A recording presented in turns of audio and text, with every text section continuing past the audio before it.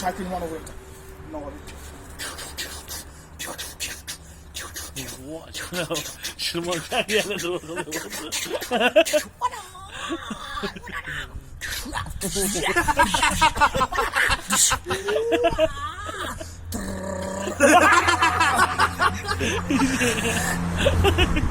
Vay.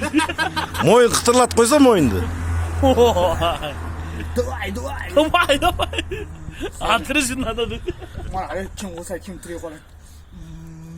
O böyle bir çaktı çıkarsa o böyle. Çıkletti. Gözüm bu arada.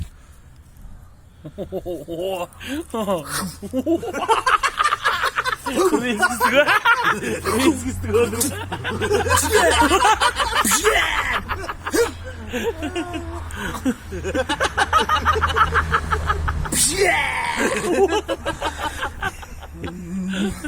Ateş ediki. Kuzun ateş ediki. Vay. Havaya verin havaya verin. Konnichiwa. Kırksı bana.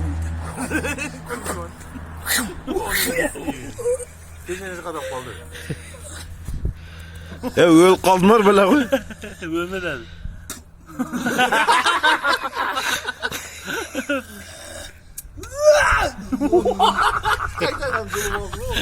Zulüm oldu. Ay, ayağım Yapar.